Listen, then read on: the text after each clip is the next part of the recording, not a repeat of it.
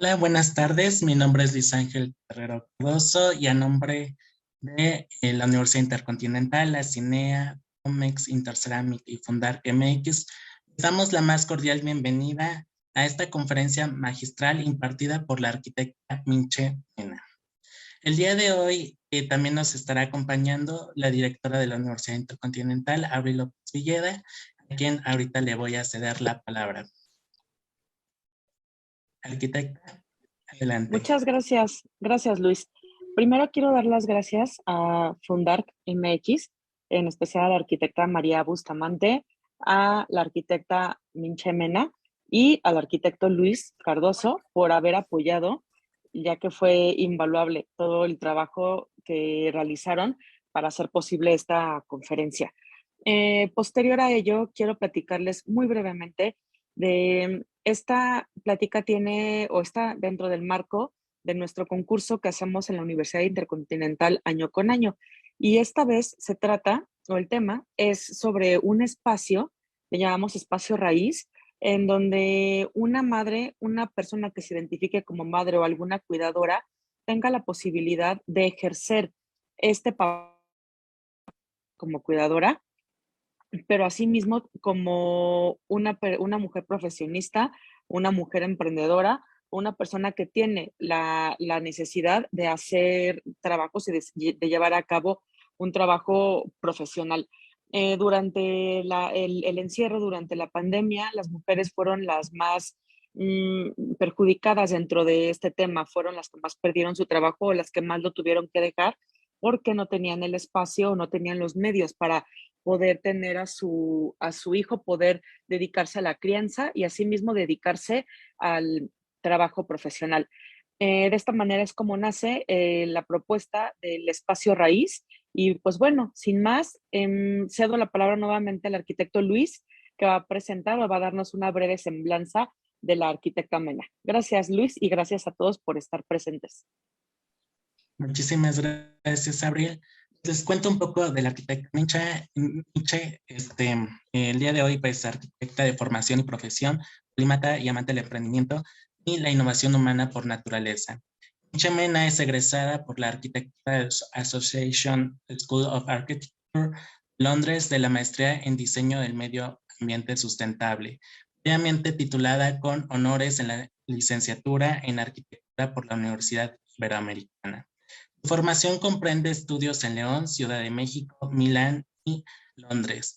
Como empresaria, después de trabajar en colaboración con despachos de arquitectura, funda en 2009 Shine Architecture, taller de arquitectura sustentable. También en 2009 funda, junto con 6 socios de 5 continentes, SAI, Consultoría Internacional de Sustentabilidad Arquitectónica. En 2013 confunda Outdoor Atelier, Carpintería Social y Sustentable. En 2015 con Edgar Barroso forma LATAM Labs, Laboratorios de Ciudad. A finales de 2016, desde Colombia, forma parte de Let's Make, consultoría de innovación, y junto con Santiago Fernández funda NUC, taller de diseño. Como académica es docente desde 2009, en 2010 toma posición como primer directora de arquitectura en el TEC de Monterrey, Campus León. Fundó con la Universidad Veritas de Costa Rica del Taller Internacional de Biodiseño. Ha sido invitada como jurado por parte de la Architectural Association UK y University of Pennsylvania en los Estados Unidos, entre otros. Como tallerista y conferencista, su trayectoria recorre desde Bélgica, Costa Rica, Inglaterra, Colombia y México. Así que, como ven, estamos muy bien acompañados y esperamos poderte escuchar, arquitecta, y todo lo que todo lo que traes preparado para el día de hoy. Entonces, sin más, les pedimos que por favor mantengan sus micrófonos apagados y dejen sus comentarios y preguntas en la caja de comentarios para que mi compañera Yaneli Luna pueda leerlos al final de la ponencia. Muchísimas gracias, arquitecta. Hola, pues primero, muchísimas gracias por la invitación. Yo les quiero contar que estos espacios siempre son más ricos para el conferencista que para el otro, creo yo, porque la tarea de ponerse a reflexionar sobre el ejercicio arquitectónico es siempre una muy bella. En especial, muchísimas gracias, Abril, por la invitación, doctora Abril, a María Bustamante, infinitas gracias. Pues obviamente, Intercerámicas, INEA, COMEX, Fundarqui y WIC, pues por añadidura.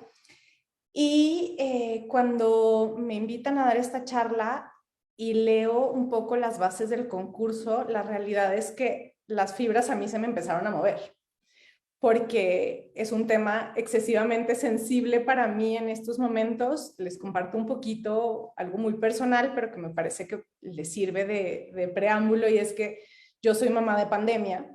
Entonces, soy embarazada de pandemia y mamá de pandemia.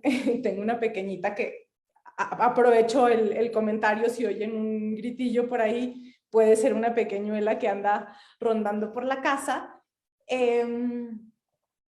Y comparto un montón estas inquietudes sobre cómo diseñamos los espacios fundamentales y qué hacemos para construir esos espacios que después nos van a formar como personas.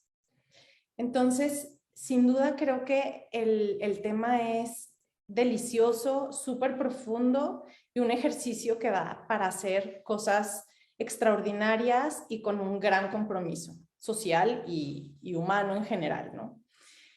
Sin más por el momento, voy a compartirles pantalla. Voy a empezar un poquito con contarles, pues yo tengo un taller de arquitectura y diseño. Hoy en día es un taller que tiene que ver también con madera y carpintería. Talleres vienen pues del francés astillero, y eso me parece que ya es como una cosa hermosa, como de tener un taller a un despacho de arquitectura. Pues el taller es como este espacio como de experimentación, de trabajo manual, de búsquedas. Y entonces, como les decía Luis hace un poquito, que gracias por la introducción, Luis, los talleres al final, o lo que buscamos, pues es hacer arquitectura como humana, consciente, social y responsable con el medio ambiente.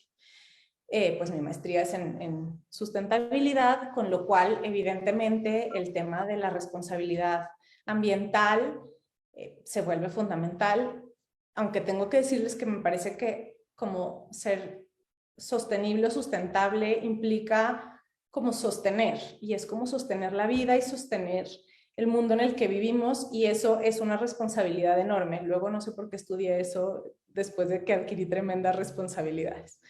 Poquitito como para contarles cómo diseñamos nosotros, porque esto eventualmente puede o no servirles, y es, nosotros somos un taller bien riguroso en la parte analítica. Es decir, para mí el 50% del proyecto está en la exploración con el usuario final.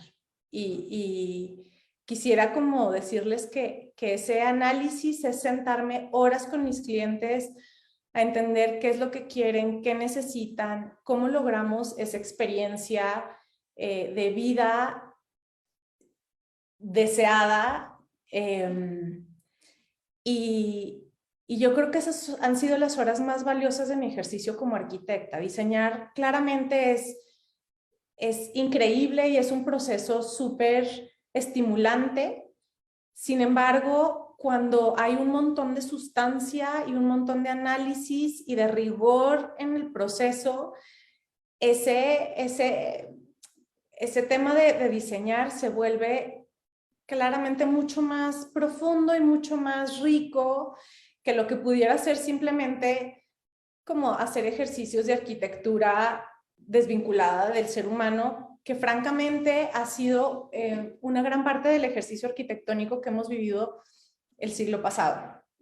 Entonces, nosotros hacemos un gran trabajo de análisis, tanto del clima como del cliente, y luego evidentemente hacemos un proceso de diseño, y luego volvemos a meter a la licuadora los proyectos para tratar de que sean como muy eficientes y pues deseablemente innovadores para lograr como materializarlos. Arquitecta, una última, bueno, le quería consultar que ahorita no se está viendo su pantalla completa, pero no sé si ¿Qué te está viendo? se ve como en la vista de previo, o sea, con las diapositivas a un lado. Entonces, a ver si puede lograr que se vean completa, y si no, Sí, está malísimo. Gracias por decirme, Zoom, porque yo sí la estoy viendo completa, o sea, estaba dando una conferencia para mí, eso siempre es bien bonito, ¿no? Hablarse uno mismo está En padrísimo. full screen mode, parece Eh, que es abajo, más abajo, dice full screen mode. es que ese fue el que le puse, pero como ¿Sí? que no funcionó. Ahí. No, me parece, no sé si al compartir Estoy pantalla. viendo en full screen. Espérenme, vamos a hacer una cosa distinta. Yo sé qué voy a hacer. Denme un segundo y voy a dejar de compartir y voy a abrirla desde otro lugar. Y ahora sí, a ver si en esta ocasión sí funciona. Ok. Si no, en todo caso, nada más sería hacerle un zoom para que sea un poco más grande su presentación. Ok. Y ahora aquí donde estaba el full screen mode. Yo soy buenísima con esto, no les quiero ni decir.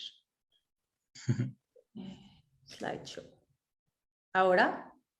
Ya se ve. Listo, Muchísimas gracias. gracias. Súper, no, gracias Luis, porque si no yo me estoy haciendo un auto ahí, presentación sola, bien padre.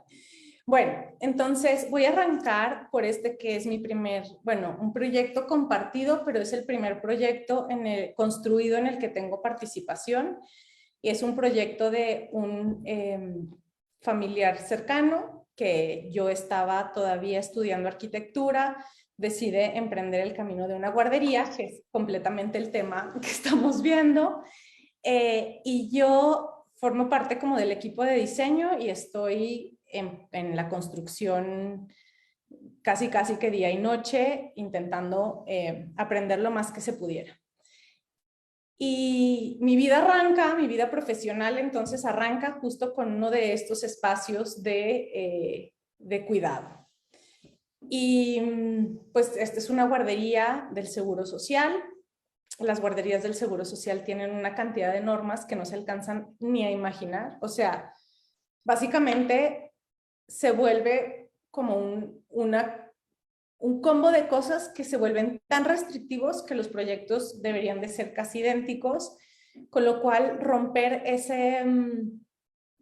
esa rutina con la que se ejecuta la arquitectura fue un reto particularmente interesante en este proyecto. Como les decía, pues en realidad la cabeza de este proyecto en ese momento era un taller de arquitectura que se llamaba KWC, que estaba Carlos Morán, Juan Martín, Miguel Maestro, y yo pues era como el elemento que ayudaba, pues era parte del equipo de proyección, pero francamente un poquito desde mi curul de estudiante todavía. Y bueno, les quiero compartir que dentro de este ejercicio de diseño, pues me tocó vivir el proceso de diseño y luego la apertura del sitio. Y creo que donde más aprendí fue, y les voy a enseñar esto que ahorita me voy a regresar, que es la imagen más bella, donde más aprendí como de este habitar en otra escala, fue en el momento en que la guardería se abrió. Como proyecto arquitectónico, pues nos parecía que era, y me regreso aquí, pues era un objeto que trataba de romper esa rigidez, de ser mucho más dinámico, de ser mucho más flexible en los usos. Y genuinamente les quiero compartir que flexibilizar los espacios con muchas luchas contra un sistema como bastante rígido, nos permite que el espacio al día de hoy, 16 años después, siga como completamente vigente y funcionando como de la mejor manera, porque algo que les quiero compartir es que en particular, si hay un mundo que se mueve rápidamente, es el mundo de la crianza. Entonces, les voy a hacer un comentario bien de mamá, pero antes los niños no se podían dormir boca abajo, o más bien boca arriba, ahora se tienen que dormir boca arriba porque boca abajo les da no sé qué de cuna, y entonces antes tenían que estar en espacios mucho más cerrados, hoy en día tienen que estar en espacios abiertos, en fin, o sea, esas reglas y la lógica del habitar estos espacios cambia completamente. Pero claro, lo que más cambió mi percepción fue pues porque ahí hay un chorro de monerías, no todo es escala niño pequeñito, y eso lo vuelve súper atractivo y muy divertido, pero verlos habitar el espacio y descubrir el espacio desde esta inocencia transformó mi percepción de la arquitectura, si les soy muy honesta.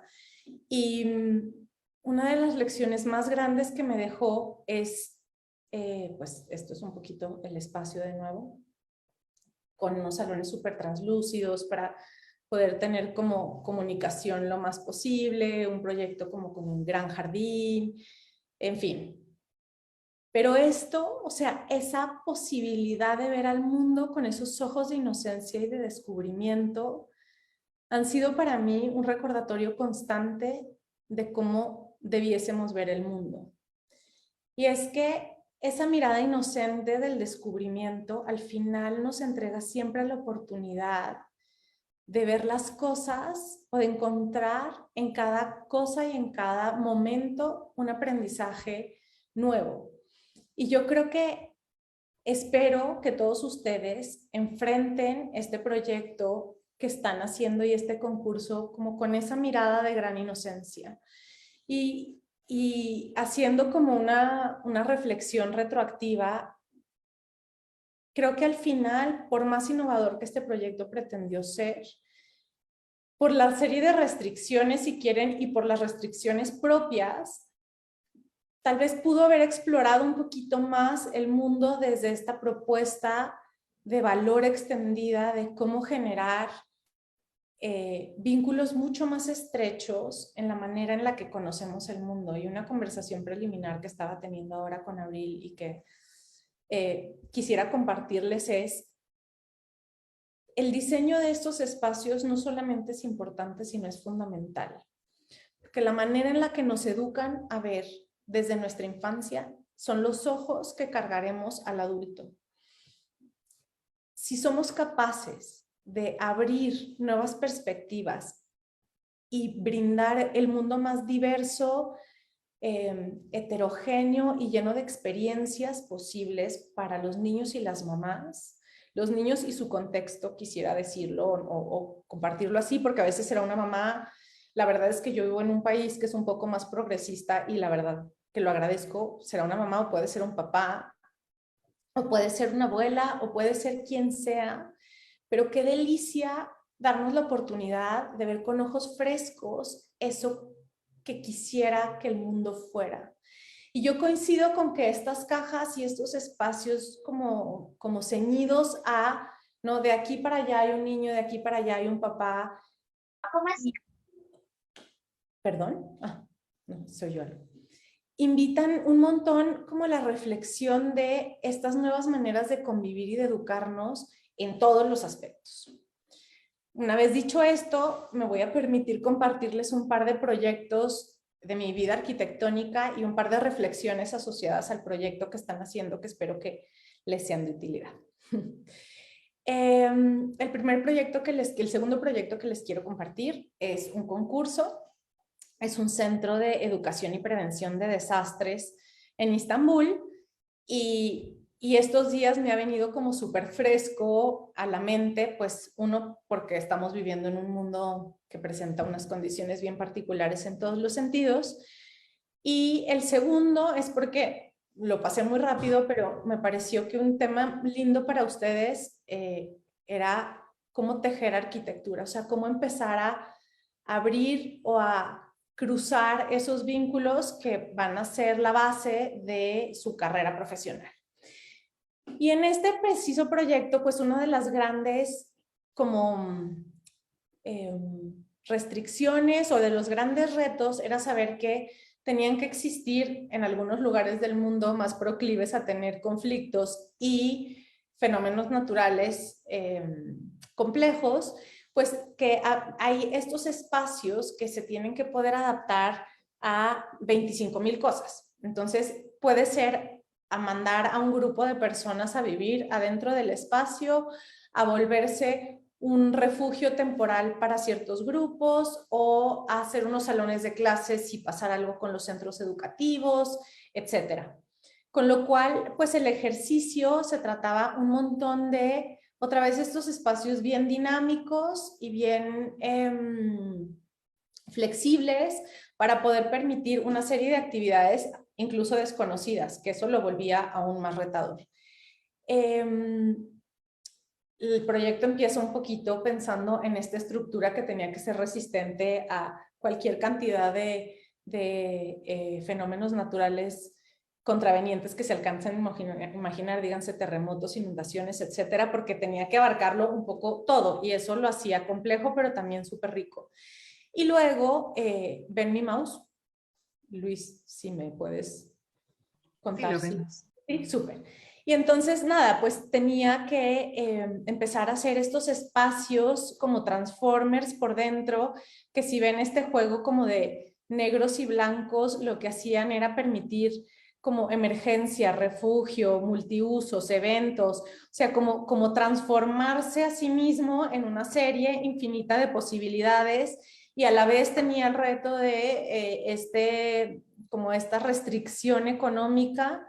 Y entonces decidimos hacer simplemente como unas bandas metálicas que se podían reproducir una y otra vez, y entonces a través de esas bandas pues buscar en el terreno también la orientación ideal para tener la cantidad de luz necesaria, la cantidad de ventilación necesaria. Y bueno, yo detesto la pandemia, pero tengo que decir que la única cosa, pues bueno, no, le he visto varias cosas positivas, entre otras que tu mamá, pero una de las cosas que me ha parecido bellísima es que ahora sí todos nos preocupamos por la ventilación, que no era algo tan evidente, y que agradezco, y que bueno, es parte como de mi ejercicio cotidiano, pero entonces entender un poquito cómo funcionaba toda esta historia de ventilación, iluminación a través de estas branquias que permitían que la cosa que permeara y que ventilara, etcétera, etcétera. Bueno, pues este concurso lo perdimos, ni siquiera nos dieron mención, nada por el estilo. Este es otro concurso que también perdimos. Les quiero contar una historia, o sea, súper divertida. Yo la verdad es que soy una experta perdedora de concursos. He hecho muchos y ganado pocos y me lo paso bomba.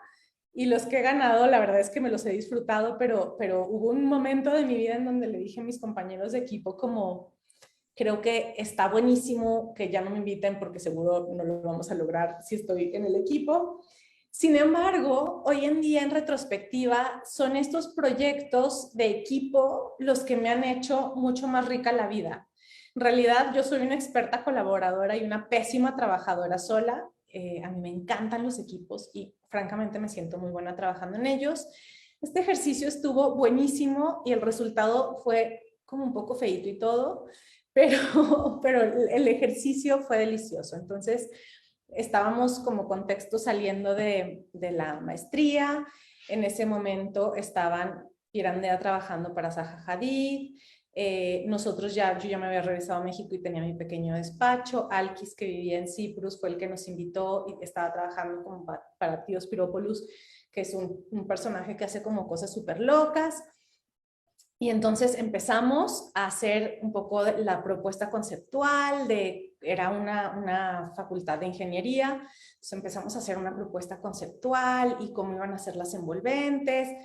Mi trabajo siempre ha sido hacer el tema bioclimático, entonces como siempre hice toda mi parte como de ingeniería bioclimática, les propuse unas orientaciones, entonces las figuras o estos edificios cambiaban en relación a la orientación.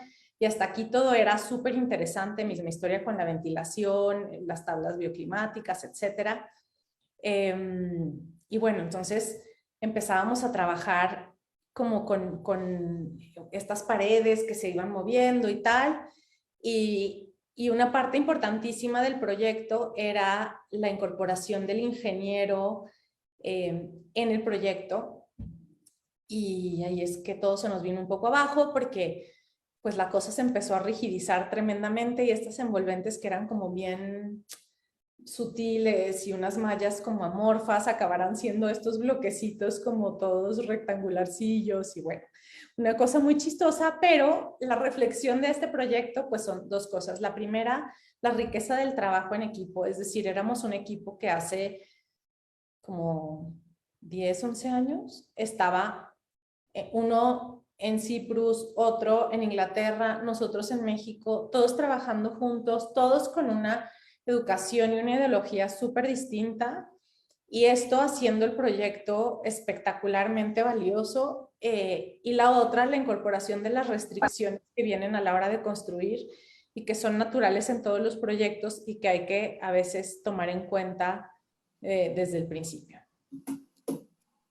Este es un proyecto que posiblemente no tiene tanto que ver con el tema que estamos viendo, pero este proyecto me lleva a la reflexión de darse el tiempo o entender que el arquitecto es solamente un medio y que tiene muy poco de protagonista.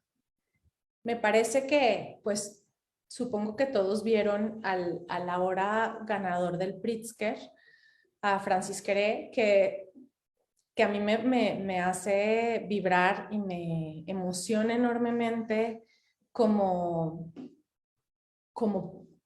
figura, porque pues ustedes que todavía están jóvenes en la arquitectura lo están empezando a vivir, pero a nosotros nos tocó esta generación llena de los arquitectos rockstar, ¿no? Estos que hacían unos edificios impresionantes de 480 pisos, y mientras más grande mejor, y mientras más materiales chistosos mejor, y uno entonces pensaba desde Latinoamérica como, bueno, pues aquí sentado en mi banquita con mucha tranquilidad esperaré el 2047 para que haya presupuesto para un edificio de esos y unas cosas de esas.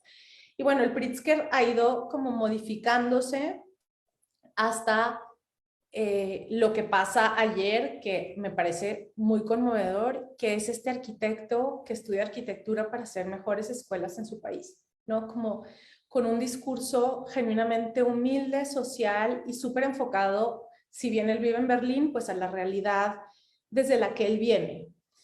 Y es desde el conocimiento y la humildad que logra estos proyectos como tan bellos.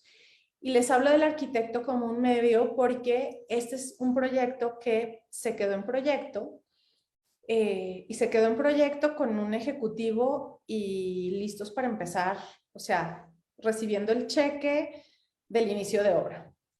Y bueno, era una casa, como les conté al principio, pues, o más bien Luis les decía, yo soy carpintera también, o sea, soy carpintera propiamente, hago carpintería. No solamente tengo una carpintería, sino sé hacer cosas de carpintero, más bien soy manufacturera de mis propios objetos. Y el tema de la madera ha sido desde mi maestría un tema muy importante en mi vida arquitectónica. Entonces, en este proyecto, todo lo que ven era madera y era una casa, era la primera casa que yo iba a construir 100% de madera. Y el andar con el cliente, pues era una pareja de personas un poquito mayores, más o menos fuimos andando, transitando el proyecto, que tenía unas terrazas habitables y una envolvente muy divertida por fuera, una casa como con 2 pisos y medio, que en realidad, si ustedes ven acá, pues había como un hueco grande entre el espacio y la envolvente, con un montón de intenciones bioclimáticas y con un montón de intenciones espaciales, un proyecto que francamente me parecía, o sea, me encantaba. Con todas sus maquetas exploratorias, yo adoro hacer modelos de exploración y prototipos, y mientras más reciclados mejor, no me interesan los materiales muy nuevos. Entonces, si ven por ahí cajas de cereal, esa es mi vida. Entonces, pues nada, hicimos toda la exploración, el proyecto, avanzamos, y durante el proceso, el cliente como que siempre me hacía la misma pregunta, y era como, ¿estás segura que la estructura va a ser de madera? Y yo, con una seguridad y tranquilidad, siempre le decía, sí, sí, y dejaba pasar la pregunta.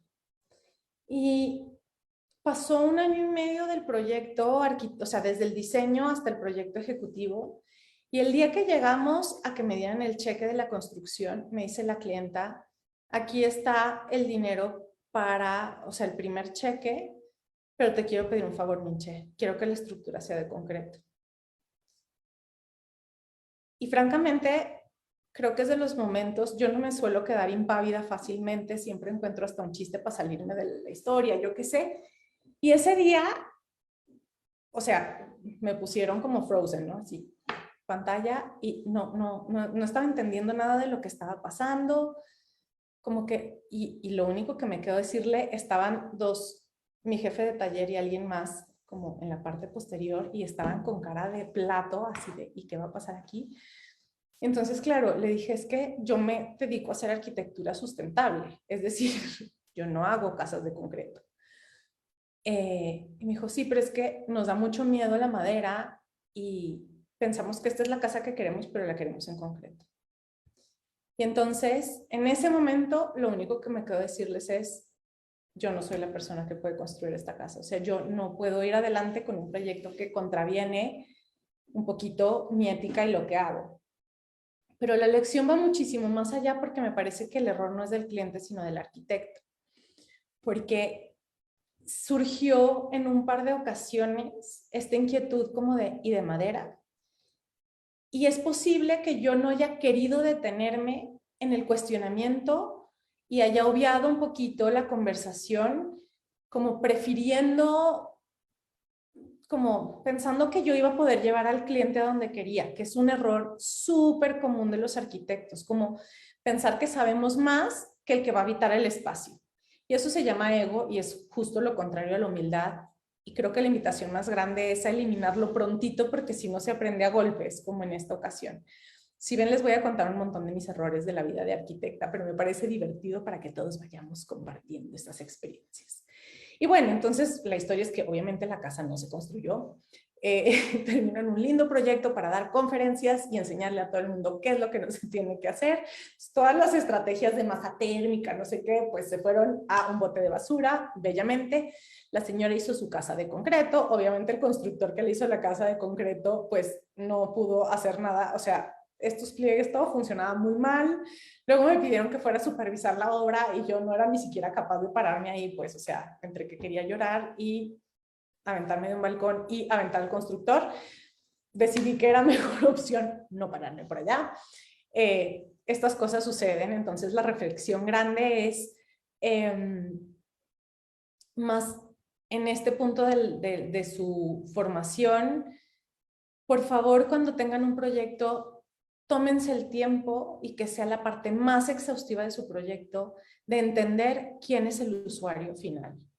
Y entonces no se vale pensar como una mamá y pensar como un niño. Se trata de ir a evaluar mamás que trabajan, mamás que no trabajan, mamás que no están trabajando porque les tocó esto y cómo quisieran trabajar. Yo no hay nada que anhelaría más que un espacio parcialmente público donde Cayetana pudiera jugar y yo pudiera estar trabajando, pero las restricciones espaciales con las que contamos hoy son otras. Entonces, encárguense de investigar realmente qué es lo que está pasando y de evaluar al cliente para que no les pase esto, que el día que llegan con, o sea, el día final antes de construir les dicen, ah, bueno, tal vez siempre no, quisiera otra cosita.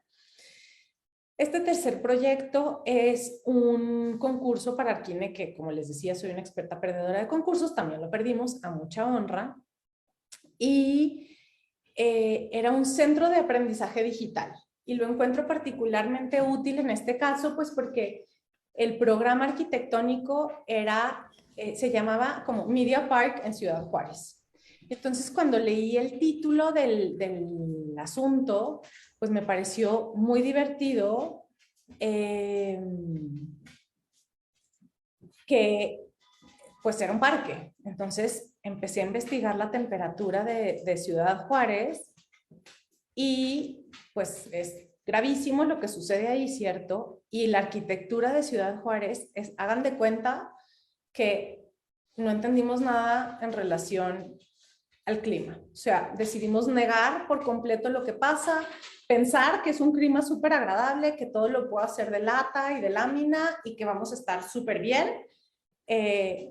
Y pues la historia no es esa. Entonces aproveché el pretexto de tener un media park para así hacerlo un parque. Y entonces toda la superficie, pues por clima, una de las mejores estrategias para este proyecto era enterrar el proyecto y que hubiera como un intercambio térmico con la tierra, con lo cual enterramos por completo el proyecto y hicimos este espacio que por fuera es un parque y por dentro es esta cosa como llena de unas branquias exóticas, como bien verán, es de madera, porque ya ese chip está muy instaurado. Y bueno, entonces adentro tenía, se los voy a presentar acá. Bueno, esto es toda la estrategia bioclimática, pero tenía estos como pequeños habitáculos extraños en donde todo sucedía, pero estos habitáculos estaban a su vez llenos de una vegetación subterránea que permitía como sentir adentro y afuera y no saber bien como en qué nivel estaba uno ubicado. Con mis maquetas de caja de cereal y demás, miren, aquí se nota claramente, o bueno, con nuestras maquetas, hilos y todo lo que se dejara. Y bueno, este es un poquito el resultado final. Un proceso de aprendizaje espectacular porque tenía como entre esas branquias había un skate park, miren, acá. Entonces estas franjas que se veían acá eran para cruzar y eran duras, pero también eran para andar en patineta, en fin. Yo la pasé bomba, de nueva cuenta, un equipo padrísimo como de trabajo. Este proyecto me voy a ir así porque si no, a mí me encanta esto de contarles mis historias de los proyectos. Este es un proyecto que pues eventualmente yo, como vieron en la biografía, trabajé en el TEC de Monterrey y nos pidieron en algún punto una propuesta para remodelar una incubadora social. Y yo me acuerdo que cuando llegué con el proyecto al taller, pues nadie estaba muy emocionado, para ser honestos. Les parecía pues que era una remodelación chiquita, estaba como bien carente de, pues como de atractivo. Y la reflexión sobre este proyecto es que no hay ningún proyecto chico o insignificante, porque entonces esta era la casa original, decidimos para maximizar costos reciclar todo el acero que hubiera y con ese acero hacer un inventario de acero y ver qué podíamos hacer. Como en todos los proyectos hicimos como el análisis bioclimático y llegamos a esta estructura como de laminillas de madera por las cuales entra el sol en la orientación ideal para permitir el paso de luz, pero no del calor, porque esa fachada era una fachada oriente y lo que pasaba con eso térmicamente en el interior en un espacio tan pequeñito era gravísimo. Entonces, pues básicamente nos enfocamos a hacer un trabajo en fachada y otra vez regresándome a la imagen la imagen principal, resulta que esta casa estaba en un lugar como súper inseguro. Entonces, todas las casas habían empezado a implementar este sistema de blindaje más blindaje más blindaje. Entonces, ya no era solamente una reja, sino una reja con una malla y una malla con un techo. Y más o menos a las casas de al lado se les veían los alambres de púas. Y como este ambiente que se empieza a volver como bien agresivo hacia el que lo habita, ¿cierto? O sea, si uno sale y ve casas con alambres de púas, no dice, ay, qué lindo este sitio, debe de ser súper agradable. Evidentemente entra rápido esta cosa de me tengo que proteger, tengo que estar con cuidado. O sea, hay un inconsciente activo muy ágil que entiende o que lee en la arquitectura un poquito ese quehacer. Entonces, pues decidimos abrir el espacio y esa fue mi lucha más grande porque cuando les dije no va a haber reja frontal, me dijeron, no estás entendiendo, sí va a haber reja frontal. Yo no, vamos a hacer un espacio público, es la única casa o el único espacio de muchas cuadras alrededor que va a tener, no solamente va a estar abierto, sino que va a tener una banca para que el que quiera pasar y se quiera sentar, se pueda sentar, porque si lo que estamos haciendo es este espacio que va o que pretende ser como catalizador de la sociedad, pues no podemos catalizar a la sociedad como de una puerta hacia adentro. Entonces, al final logramos esta fachada y bueno, la remodelación interior, pero principalmente como lo que pasaba en la fachada, que me parecía bien interesante, todo reciclado otra vez y solamente como la madera como componente. Y sucedía esto de una manera como bien económica y bien sencilla. Lo más interesante que pasó con este proyecto, que parecía desprovisto de toda suerte de atractivo para el taller, es que se volvió, pues lo empezamos a mandar a publicaciones y de repente nos buscaron de los Red Dot Awards, que alguno de ustedes habrá escuchado, pero es una nominación importante a la arquitectura en la categoría social. Entonces ese proyecto y eventualmente eso detonó un montón de publicaciones internacionales, conferencias, etcétera, etcétera. Entonces la lección es que no hay proyecto pequeño y no hay proyecto insignificante. Cualquier proyecto que ustedes hagan en su carrera y cualquier concurso al que entren, ganen o pierdan, lo ejecuten, así sea un carrito de paletas, es importante y es súper valioso para su quehacer personal y su quehacer profesional. Y bueno, aquí está la muestra, ¿no? Como de todas las rejas, tal, y este espacio abierto que a mí me parecía una delicia. Hace poquito lo fui a visitar y una cosa que es de lo que más me gusta de la madera es que pues envejece, es decir, ella tiene vida y entonces esto ahora es como un color grisáceo espectacular que me ha parecido súper bonito. Este es un proyecto que me enseñó un poco sobre la perseverancia. Luis, por favor, córtame porque yo creo que, es más, me voy a brincar 27 proyectos, pero bueno, este es un proyecto. ¿Ah? No, adelante, igual te indico si gustas en 10 minutos. Ahora Sí, no, ¿cómo estás de tiempos?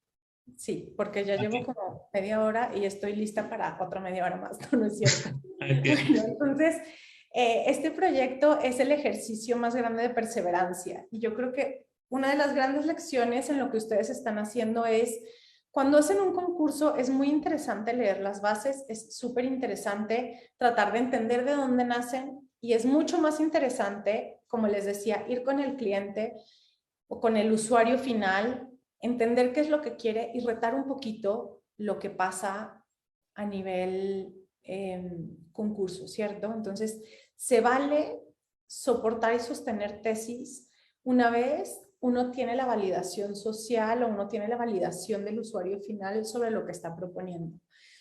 Y se vale ser necios de manera justificada, o sea, no se vale ser necios con la forma porque uno quiere una forma divina y chistoso. No, yo creo que la arquitectura necesita tener contenido y todo lo que pasa a nivel formal tiene que ser una respuesta de alguna manera a una condición de mejora o social o del entorno habitado, etcétera, etcétera. Entonces, pues bueno, este es un edificio que pues luché por tener cuando era directora de arquitectura, como que llegué y teníamos unos salones bien bonitos para los administradores, muy poco aptos para los arquitectos, y entonces yo llegaba con mi jefe más o menos cada 2 meses y le decía, tengo una idea, ya sé dónde podemos poner el nuevo edificio de arquitectura, y le llevaba un modelito, ¿no? Aquí. Básicamente ocupé todos los espacios posibles del campus y cada 2 meses yo iba y cada 2 meses o 3 me decían, bueno, no va a haber edificio de arquitectura para los 3 pelados que están todavía estudiando porque pues empezamos con una carrera muy chiquita. Y yo neceaba y cada 3 meses le decía, encontré este otro sitio fantástico. Entonces si me decían que no, yo me inventaba otro lugar y me parecía como espectacular estar haciendo propuestas en mi tiempo libre sobre dónde iba a ser este nuevo espacio. Y un día después de 1 año y medio de estar en como de verdad el tipo debe de haber dicho, bueno, vamos a darle una oportunidad a esta pobre mujer que si no me va a volver loco, un gran jefe, por cierto.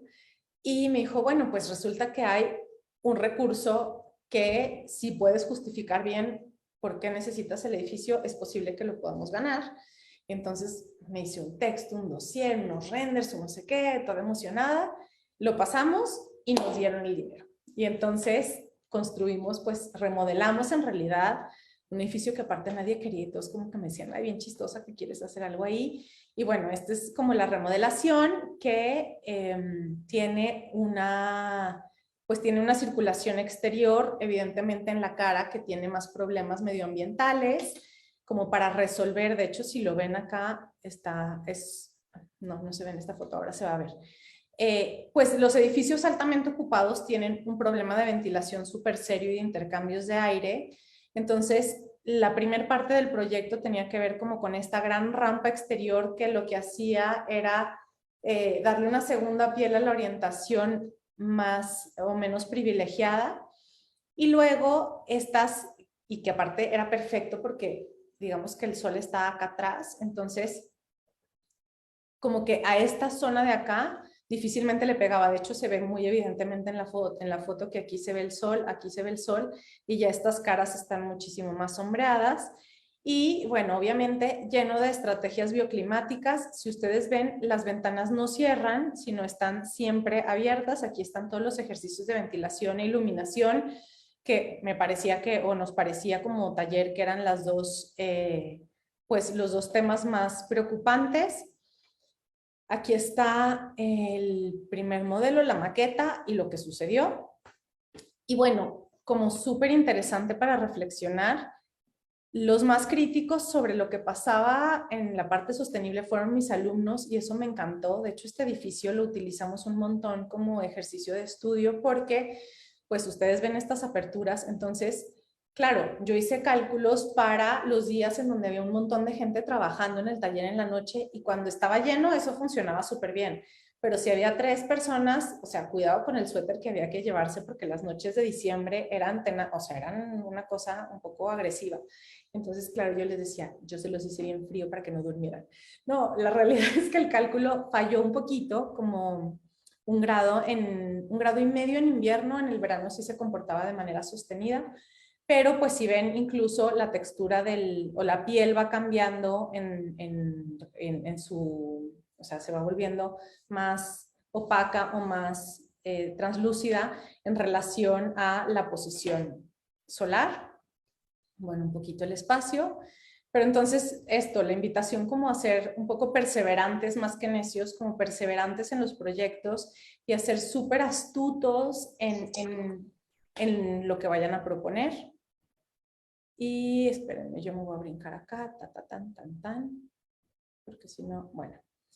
Y me voy a ir a los 2 últimos proyectos. Este es un edificio, el primer edificio aprobado de madera en Ciudad de México y es una estructura, está bueno, se llama Rebollar porque está en la San Miguel Chapultepec, justo enfrente al parque.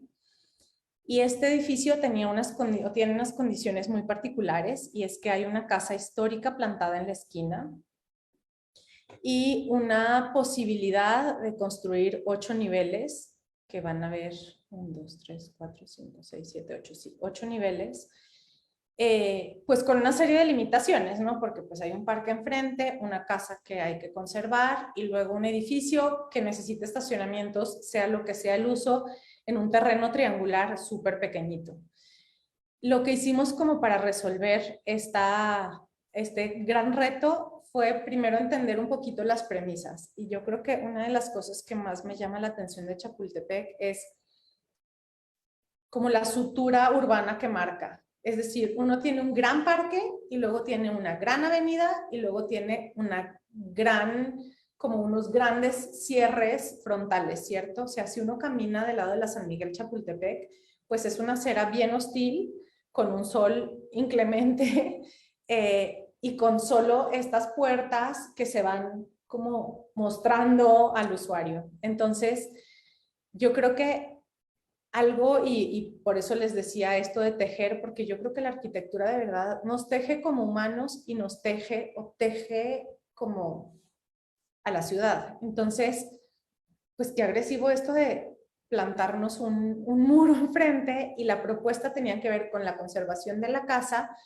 y dejar un espacio como de parque en la parte frontal para hacer como seguir esta parte del parque y cruzarla de acera. Y eso eventualmente pues tenía unas complicaciones sobre los vehículos que implicaba tener un sistema muy costoso pero muy eficiente de estacionamiento que yo no sé si ustedes, no, seguro ya lo han visto, que es que tú llegas, dejas un carro, baja y abajo hay un Tetris electrónico que sucede y podíamos tener hasta 20 y tantos carros estacionados, una cosa súper sofisticada. Y el reto de conservar una casa que la realidad es que, pues, si bien es de conservación, no es muy bonita, pero como enaltecer estos proyectos que a veces la soberbia del arquitecto dice, no, tumbémoslo, no pasa nada. Ya la mayoría de ustedes sabrá, hay unas triquiñuelas espantosas para hacer ese tipo de cosas, porque el arquitecto cree que lo que va a poner encima es muchísimo mejor, ¿no? Entonces, como entender y respetar, como honrar un montón eso que nos ha constituido como sociedad y honrar la arquitectura que a algunos les parecerá de valor y a otros no, pero sí, al final si nos presenta una posibilidad de conocer nuestra historia, adquiere un valor intrínseco importante.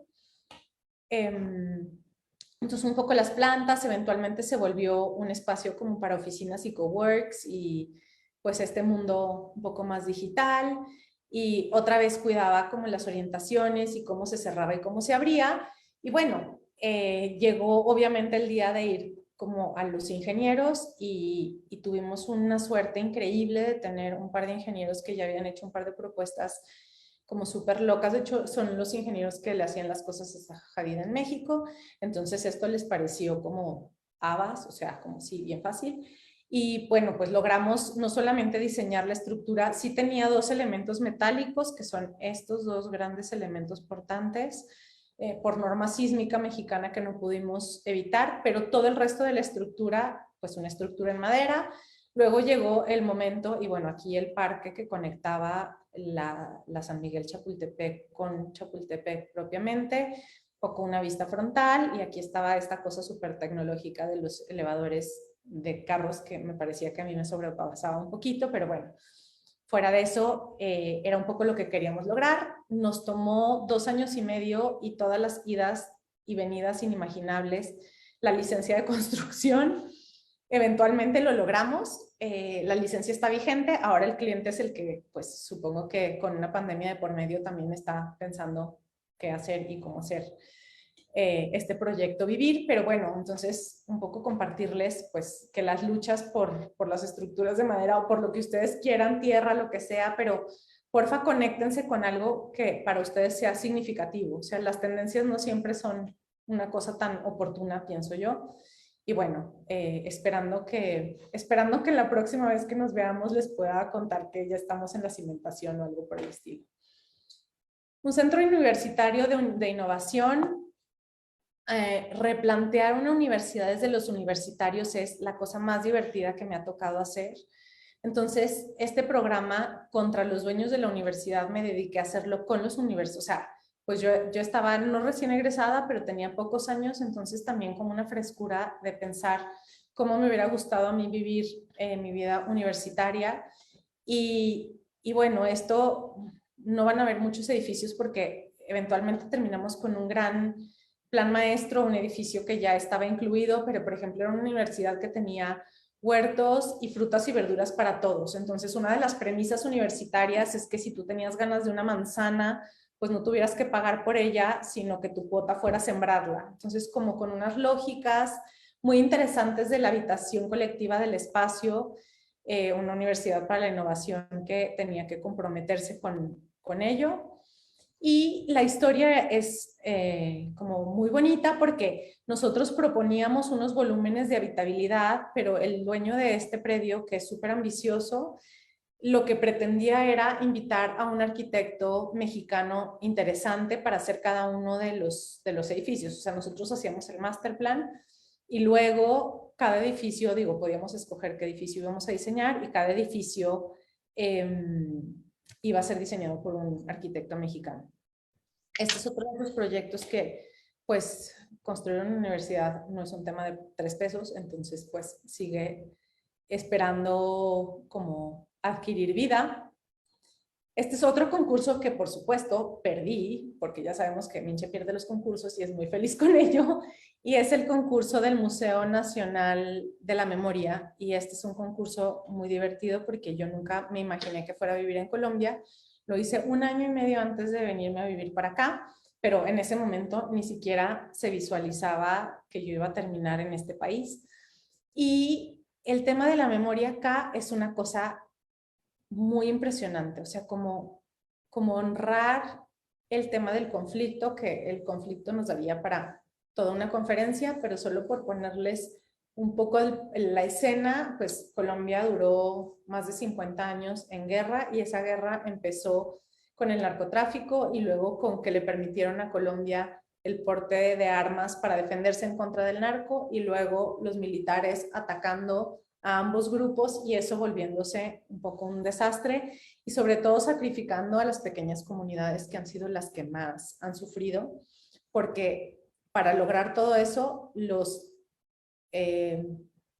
protagonistas más interesantes se volvían niños entre 9 y 12 años que todavía no sabían leer y escribir bien, que eran sacados de su casa, les entregaban unas armas y los volvían guerrilleros para alguno de los bandos. Entonces, este tema de la memoria como una historia súper especial para Colombia.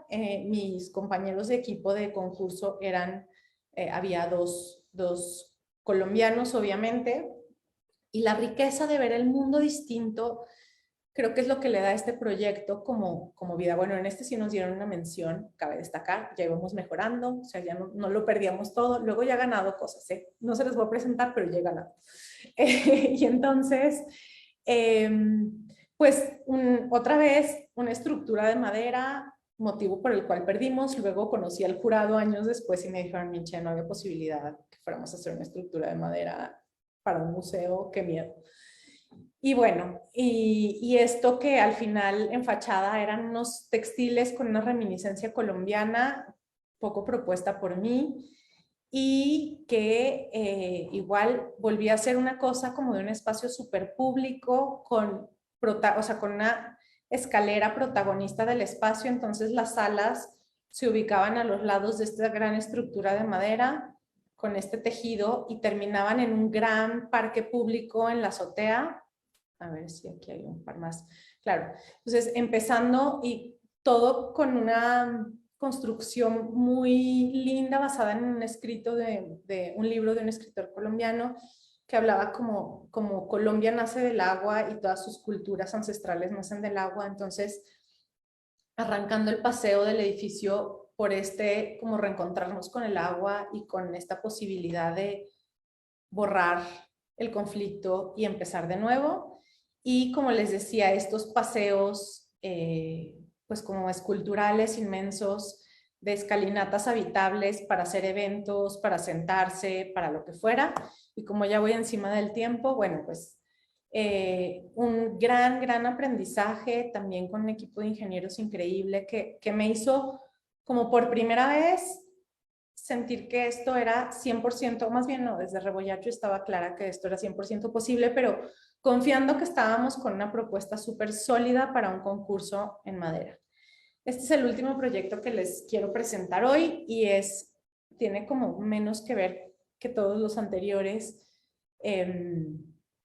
Bueno, y este también se los presento un poco porque veía como en la agenda del concurso, ¿no? Estos espacios y auditorios y como esta posibilidad de decirles, bueno, un espacio de transición también puede ser un auditorio y también puede ser un espacio para echarse y también puede tener un super internet y un café al lado y generar lo que sea.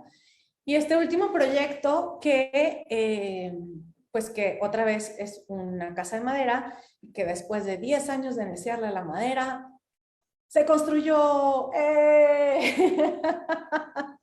Entonces, la casa de madera deseada llegó 10 años después de la anterior. Una casa pues para una familia en México, un proyecto muy distinto a lo que suelo hacer, porque pues yo estoy como bien, pues esto, en el rollo educativo, social, etcétera, pero con un montón de ilusión, con unos clientes fantásticos y con los que me tomé ese ejercicio que yo les contaba, como de sentarme y de tomarnos 20 cafés, 20 vinos, deshebrar la vida de ellos, entender qué querían, buscar textos que comprendieran como el habitar para ellos, construir este nuevo estilo de vida y bueno, entonces evidentemente con ellos las primeras conversaciones son, pero están seguros de que su casa quieren que sea de madera, ¿verdad? Yo sé hacer cosas de madera, estamos seguros, sí, todos bien, ok. Entonces, una vez ya estuvimos tranquilos con que la casa si fuera a ser de madera, arrancamos el proyecto. Es un proyecto súper retador porque si bien en México hay casas de madera, es la primer casa urbana y de ese metraje, son 800 metros cuadrados completamente de madera.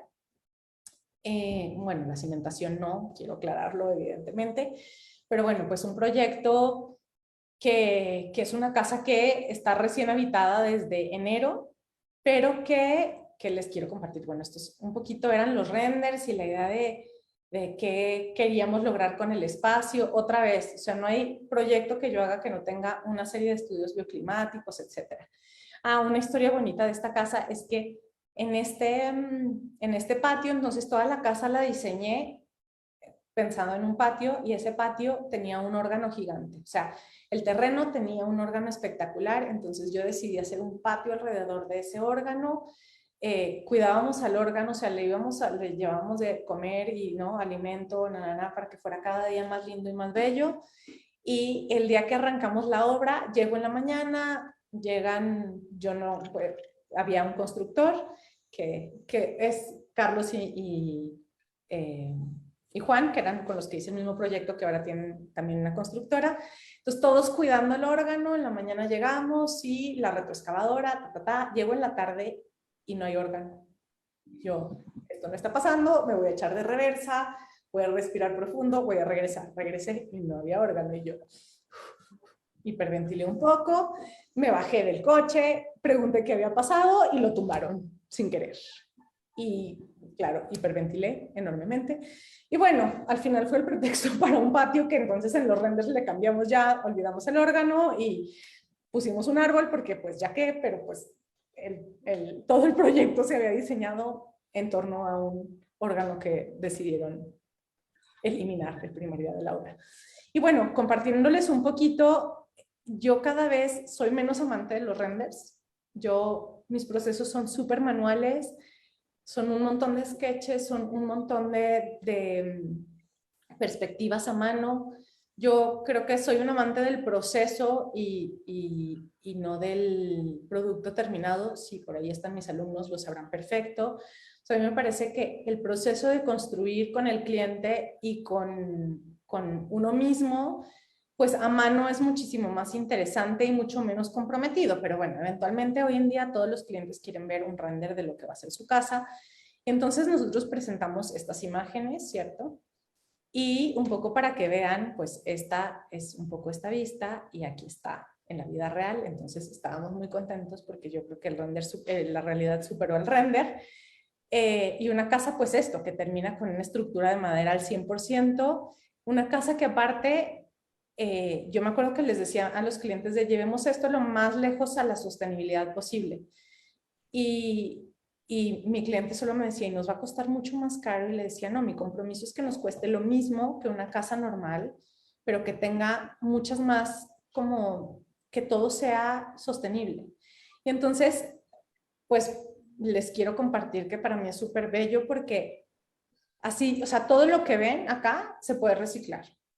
Entonces es una casa de madera con unos pisos de, o sea, madera certificada de bosque sostenible, con pisos certificados de bosque sostenible, con iluminación LED, cuyos cascarones son de plástico reciclado, con la parte de arriba, entonces el piso de arriba es todo de madera y la parte de abajo todo es piso San Gabriel, que es mexicano, una piedra mexicana. Entonces piedras naturales, como solo componentes sostenibles y para mí este ha sido uno de los ejercicios más bonitos. Primero, porque pues este cliente, o sea, esta pareja se ha convertido en general mis clientes se convierten en amigos, pero estos hoy en día son súper amigos. O sea, somos grandes, grandes, grandes amigos.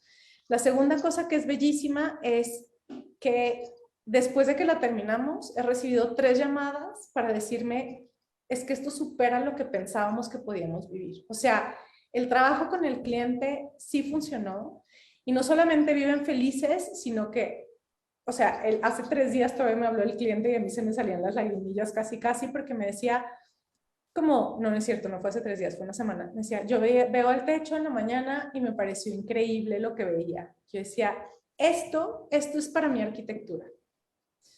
No que salga en una revista, no que sea súper fancy, no, para mí hacer arquitectura o hacer diseño es esto, es saber que el otro se apropia y que no solo se apropia, sino que cree que su vida es mejorada a través del espacio o de un objeto. Y bueno, esta es la imagen como de la casa vista de frente. Y con esta imagen solo quisiera hacer una última reflexión de una cosa que yo le compartía a Abril hace un ratito, y es, en este momento yo estoy en una exploración de mi vida, pues se los dije ya, yo fui mamá, tal, soy una arquitecta feliz y súper comprometida con mi oficio, no hay nada que me apasione más, pero lo que más me apasiona no es solamente el ejercicio de hacer objetos bellos, que hoy es irrelevante, sino el ejercicio de entender cómo cada cosa que hago es una implicación y ojalá una mejora para la vida de un par o muchas personas.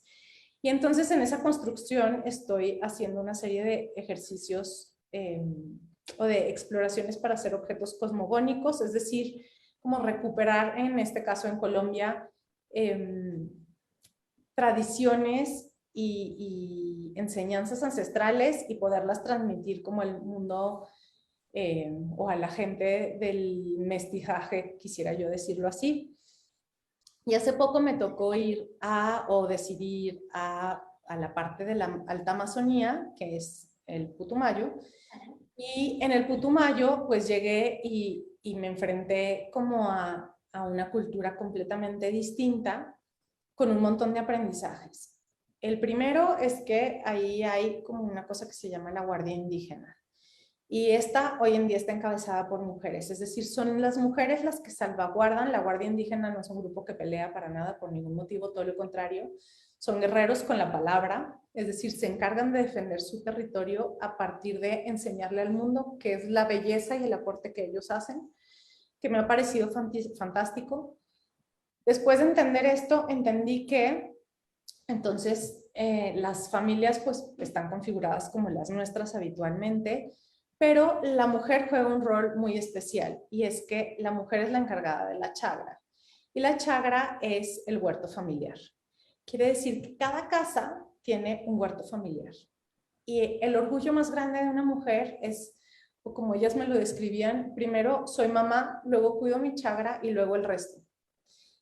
Y en las escuelas como que enseñan a partir de esta formación tradicional. Entonces, todas las escuelas tienen este pequeño huerto. Lo que quiere decir es que para ningún niño es extraño llegar ni a la escuela ni a su casa y entender que el alimento que se come es de su propio huerto, ¿cierto? O sea, es algo habitual. Es más, ellos no entenderían por qué uno va a comprar algo, y menos por qué va a comprar algo orgánico más caro, por ejemplo. Todo eso es una fantasía irreal. Lo que aprendí, bueno, aprendí muchísimas cosas, pero una cosa espectacular fue como reivindicar mi visión sobre cómo educamos desde pequeños. Y con esto la invitación a decirles, o sea, yo entendí que si a mí me hubieran enseñado a sembrar desde chiquita, que hoy en día lo hago, pero que si hubiera ido a una escuela con una chagra, y en mi casa hubiera una chagra, nada me parecería más extraño que no tener un huerto.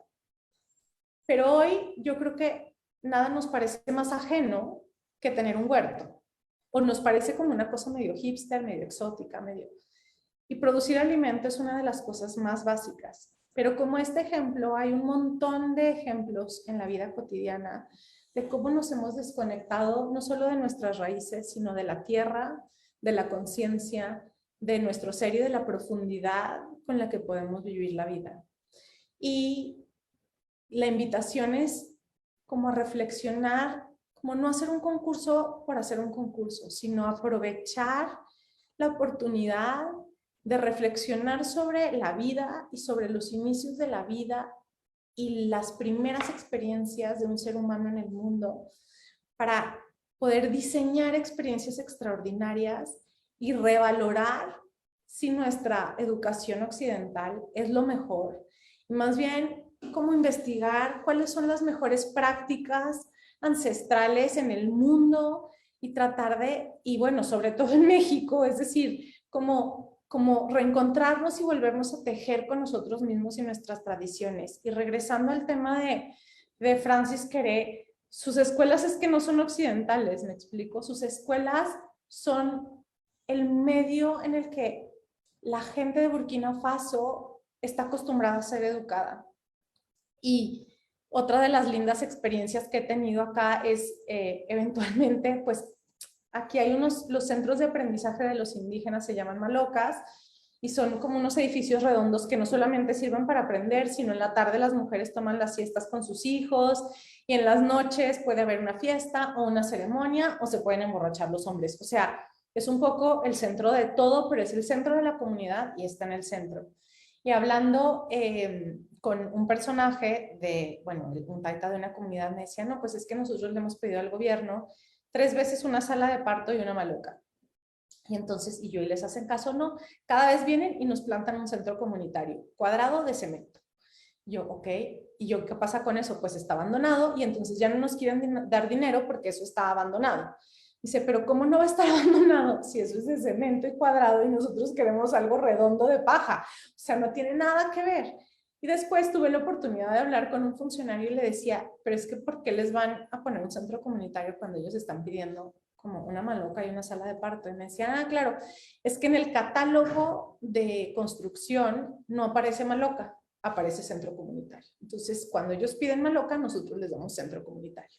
O sea, claro, qué loco cómo estamos como completamente desconectados de esas cosas que aparte nos han hecho riquísimos y que si yo pudiera volver a escoger dónde aprender, pues escogería una maloca y escogería tener una chagra y no ir a un kinder, me explico, y que la gente con la que convivo hoy en día en esos entornos, pues me parece que tiene 3 doctorados y no uno, y no tienen un título que cargar, pero sí muchísimo conocimiento que compartir, y creo que la invitación es esa, a que se vuelvan como arquitectos de la humanidad y no de edificios, sino construyan con sus clientes, con la comunidad, con su equipo de trabajo y con ustedes mismos.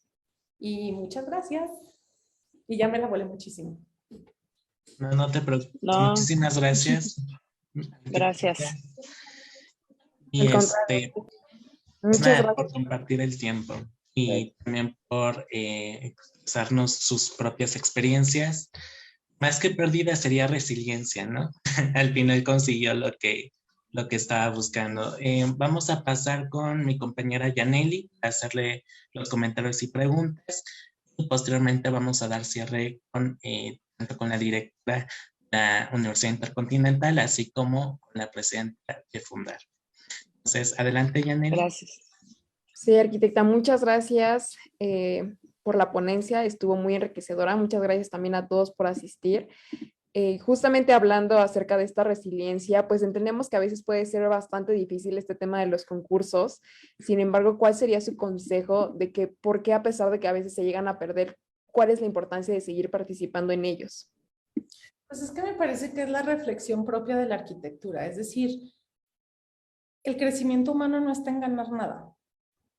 O sea, el crecimiento personal está en emprender procesos y proyectos. Ganar es un paso más. Es decir, pues cuando ganas, tienes un título, posiblemente construyan tu obra y eso evidentemente pues infla el ego y da mucho orgullo, pero el crecimiento real está en el proceso.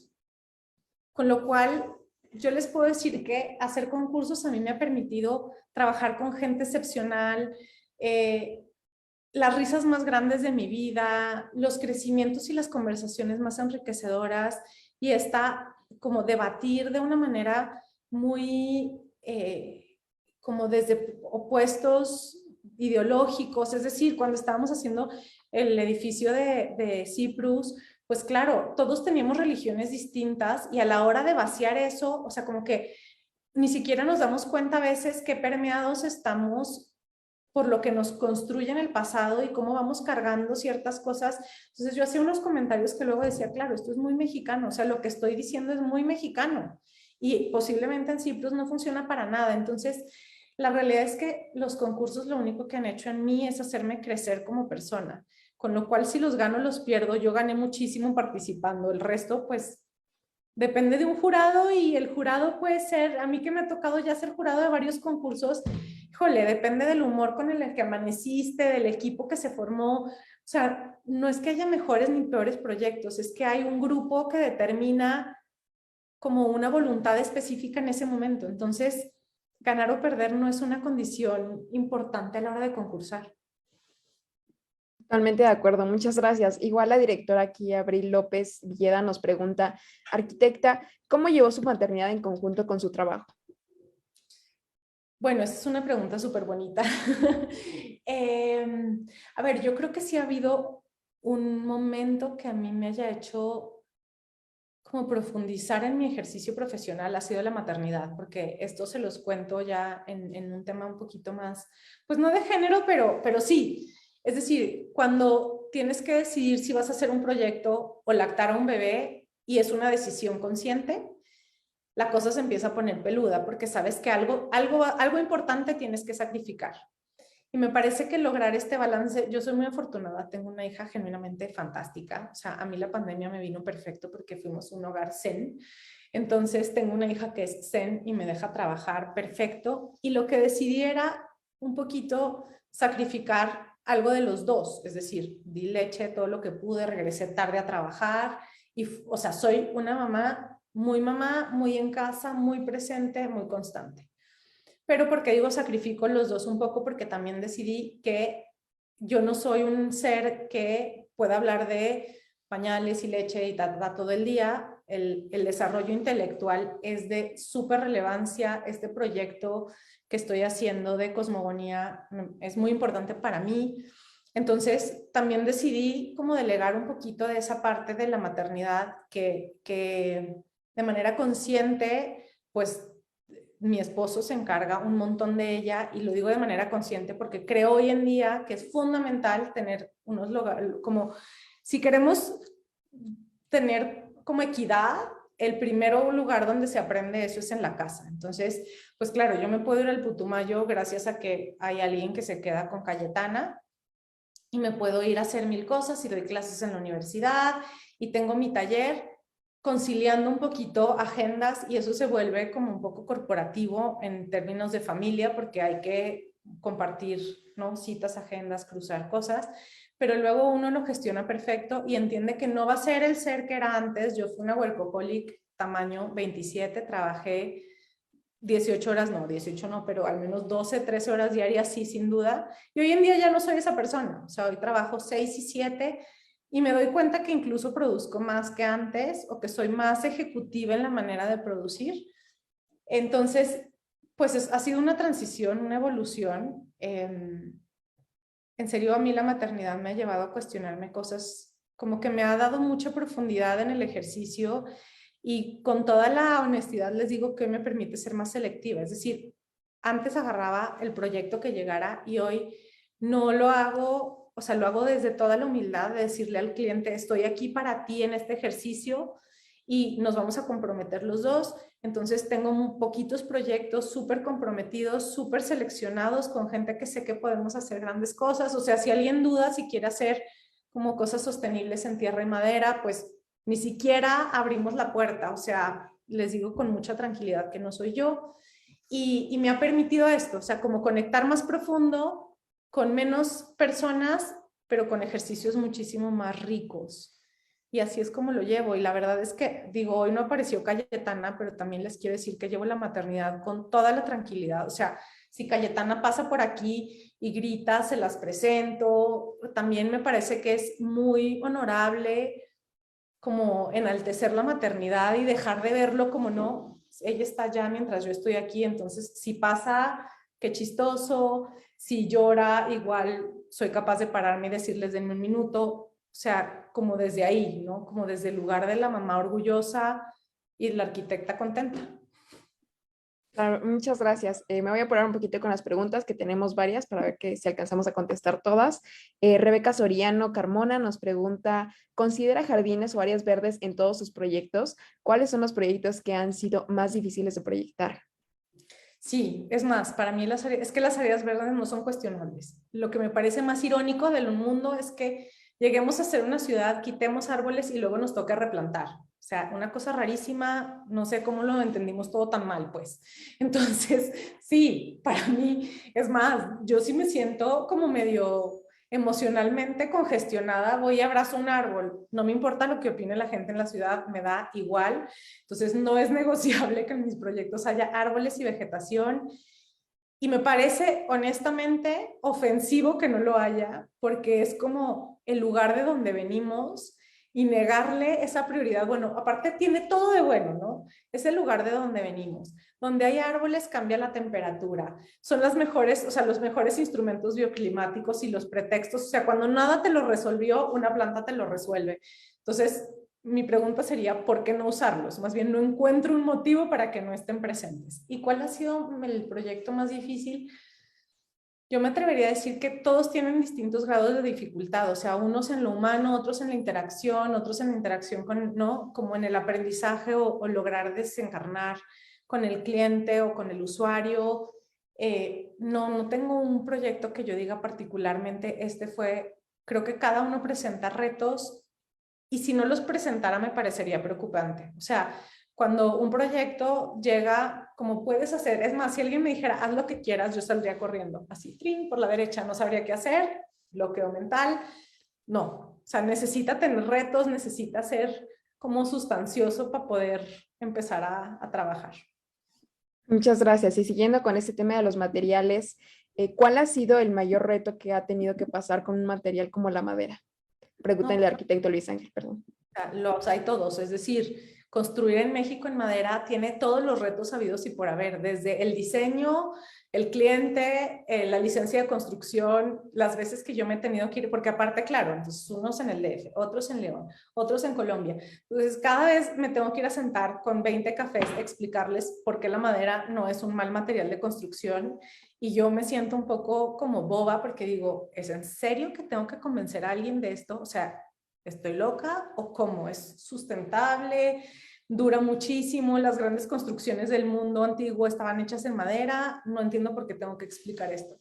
Entonces, los retos en la construcción de madera al día de hoy son todos. Todos.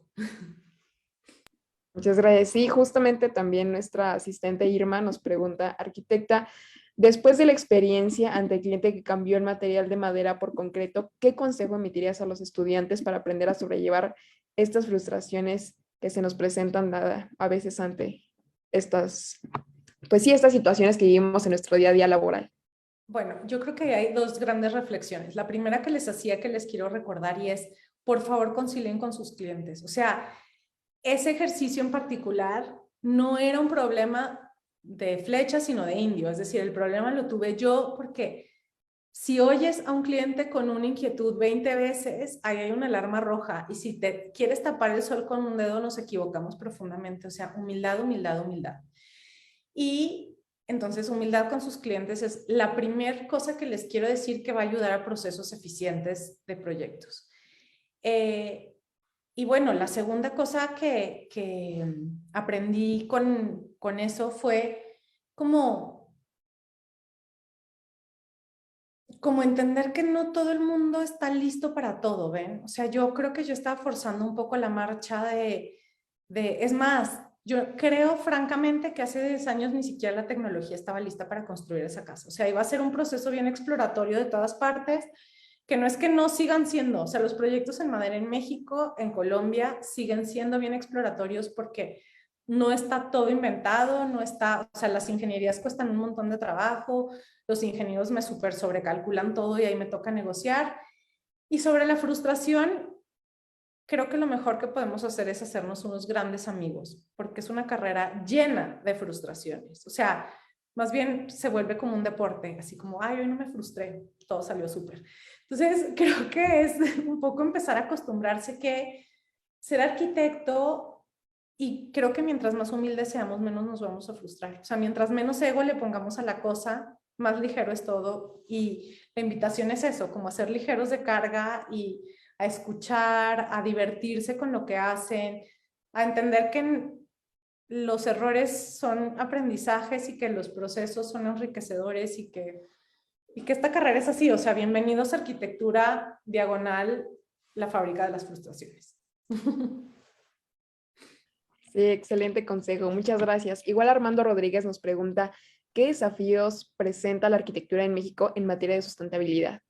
Todos. Es decir, para que entendamos súper claro, la normativa de México está construida en materiales no sustentables. Entonces, concreto y acero y todos los reglamentos de construcción del país tienen y un poquito lo que les contaba de la maloca, ¿no? Como no está en el catálogo, bueno, sustentable no está en el catálogo de construcción en México.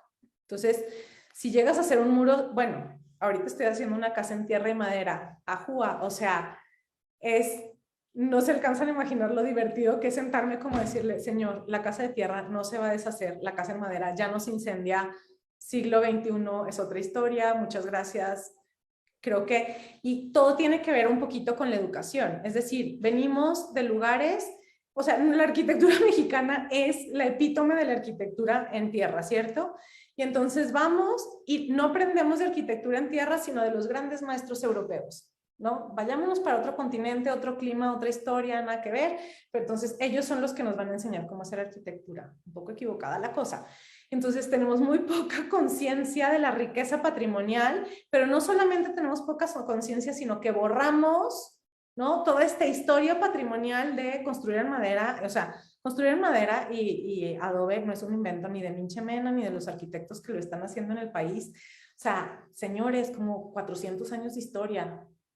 Ellos nos enseñaron a nosotros, bien bonito, pero tristemente, como entonces tenemos otros personajes que nos enseñan cómo es la realidad, pues copiamos todo y hemos perdido un montón de estas bases interesantes, con lo cual hacer arquitectura sustentable en México, o sea, si les soy honesta, la mayoría de mis clientes siempre me hacen la primera pregunta de, ¿y va a ser mucho más caro? Y yo, es que es otra vez la fruta orgánica, ¿por qué es más cara si no tiene pesticidas, si no tiene nada? No hace sentido, pues, o sea, no hace sentido. Entonces, yo creo que la invitación es más bien a como reconectarse con esas raíces y hacer súper, o sea, en esto toca otra vez paciencia y muchas horas nalga de burocracia. Sentarse en todos lados como de, no, mire, le voy a enseñar y a dar clase de sustentabilidad, de tierras, de maderas, pero eso es lo que hay. Entonces, es un reto grande. Sin embargo, yo quisiera invitarlos a que todos lo asumamos, porque somos responsables de los pocos o muchos años que le quedan al planeta, y honestamente la arquitectura es el 30% de la contaminación del planeta, con lo cual, bueno, la construcción, la arquitectura, pero pues ahí les dejo un dato para que sepan que somos responsables del 30% del deterioro de lo que estamos generando, así que yo me cuestionaría si quiero seguir haciendo las cosas de manera tradicional. Lo siento. Buen consejo y sí que nos deja tarea para reflexionar esa pregunta. Igual Amador Mendoza Pinto nos pregunta también sobre su proceso formativo. Él está haciendo la pregunta de si considera que se ha visto influenciada por los planteamientos de diseño de la obra de la arquitecta Zaha Hadid, y si es así, ¿qué es lo que más le llama la atención de sus procesos de diseño o de sus otras obras? No, la verdad es que yo creo que hoy en día mi influencia más grande es la arquitectura ancestral, ¿saben? O sea, yo estoy completamente en un proceso, y ojo, para hacer arquitectura contemporánea y lo que quieran, no por eso voy a terminar haciendo nada, pues lo están viendo, o sea, yo no hago para nada, o creo que se ve bastante contemporáneo, pienso yo, puede ser que no. Pero pues me parece que es como aprender del pasado para vivir en el presente, y eso es lo que intento hacer. Pues Zaha era maestra en la escuela en la que yo estudié en Inglaterra, y yo creo que aprendí que yo lo respeto un montón, o sea, bueno, en paz descanse, pero como arquitecta fue, antes de irme a estudiar a Inglaterra, como ¿no? Era un destello para mí de wow. Y creo que como mujer nos abrió un montón el paso al resto de las mujeres. Sin embargo, como humano no coincidí con ella. O sea, yo sí creo, y por eso me encanta el ejemplo de Francis Cree, porque creo que hoy en día tenemos que ser grandes seres humanos para poder ser grandes arquitectos. Los arquitectos de fachada y ¿no? El edificio súper guau y que son una porquería con todo el mundo, pues difícilmente conectaron con esa sensibilidad del otro. Entonces, yo apuesto mucho más por lo que estoy viendo hoy en el Pritzker, que por eso que a mí me tocó vivir, que agradezco porque me mostró también hacia dónde quería ir yo. Muchas gracias por compartir. Igual, además de este dato súper interesante que nos mostraba del 30%, que el 30% de la contaminación corresponde precisamente al ámbito de la construcción, el arquitecto Luis Ángel nos pregunta en qué momento decidió que la sustentabilidad era un eje rector o principal a considerar en su obra arquitectónica. ¿Cuál fue ese detonante que le hizo tener este sentido dentro de su construcción? Bueno, pues yo creo que, a ver, yo decidí ser arquitecta muy temprano. A los 14 años tenía muy claro que eso era lo que quería hacer. Nadie en mi casa es arquitecto, no hay influencias arquitectónicas por ningún lado. Y decidí qué es lo que quería hacer, porque me parece que hubo un montón de pequeñas experiencias que marcaron como mi vida, de decir esto. Por ejemplo, yo siempre he sido muy fan de la naturaleza, y entender que el principal como destructor de la naturaleza es la construcción, pues lo que te hace pensar es, puedo ser ambientalista, o mejor me pongo de este lado, que tal vez me da más posibilidades como de hacer, como de replantear, ¿cierto? Entonces, creo que viene un poco desde ahí. A mí siempre me ha gustado un montón la antropología y la biología, y creo que es ese tejerse de mi personalidad que me lleva a esto, ¿no? Como decir, cómo preservar o sea, como las culturas, cómo preservar los conocimientos, cómo cuidar al medio ambiente, y entonces eventualmente eso desemboca rápidamente, pues porque sustentable no solamente es el medio ambiente, sino las condiciones en las que vivíamos, que era lo que les decía al principio. Entonces creo que es un poquito desde ahí. Honestamente es una pregunta bien interesante porque será tema de psicólogo. No sé, pero creo que por ahí puede ir la cosa. Sí, sí, totalmente de acuerdo. Además, este tema de la sustentabilidad es algo que deberíamos incorporar no solo en la construcción, sino en muchos elementos de nuestra, pues sí, de nuestra vida diaria. Y también, ya también para cerrar como de las últimas preguntas, aquí teníamos una de, ¿cree que proyectar una casa en madera es similar a proyectar el diseño de un mueble? Sí, sí, la respuesta es sí. Es decir, pues yo ahora que también he pasado un largo tiempo diseñando mobiliario, al final sí que son escalas distintas, pero el propósito es el mismo, ¿no? Como lograr mejorar la experiencia vital del otro, sea en una escala pequeñita. Es más, yo creo que hay objetos que son pequeños, es más, les voy a mostrar una bobera, pero que en mi vida es importante. Este es como el salero de mi casa, ¿cierto? Y amo las cosas danesas. Pero entonces, pues en esta casa es un problema porque hay una pequeñita que agarra todo, que no sé qué, claro, esto tiene una tapa y es al revés. Entonces, estas pequeñas cosas mejoran la vida. O sea, sí creo que hay objetos, o sea, desde los pequeños objetos hasta el habitáculo son importantes y sí tienen o coinciden en muchísimos puntos. Claramente el habitáculo y el espacio, pues tanto el espacio público como el privado, adquieren un nivel de importancia mayor porque siempre tienen al otro involucrado. Es decir, lo que está dentro de mi casa está dentro de mi casa y ya. Sin embargo, lo que yo pongo en la ciudad y cómo lo pongo siempre tendrá una implicación para el que vive la ciudad, ¿cierto? O sea, siempre. Miren, lo que les dije, espérenme, les voy a hacer la presentación de un gran elemento.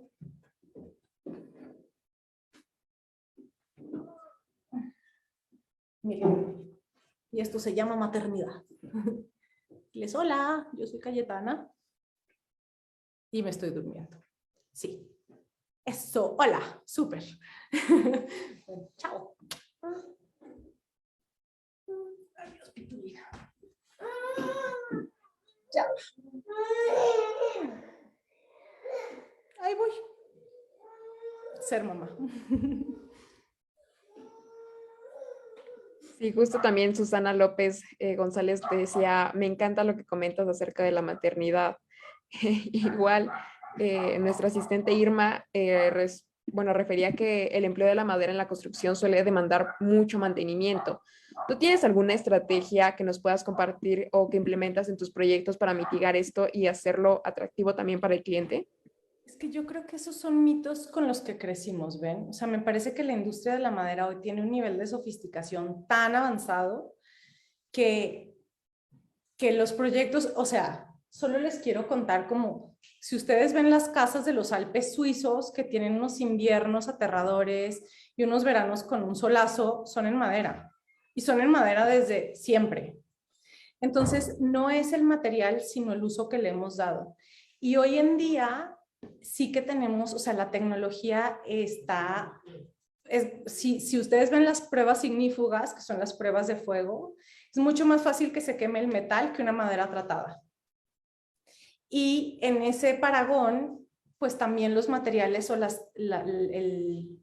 base con la que se construye es muy distinta a la de antes. Es decir, pues sí, si yo le pongo una laca a la madera, va a ser un desastre y ahí me veo cada año lijando.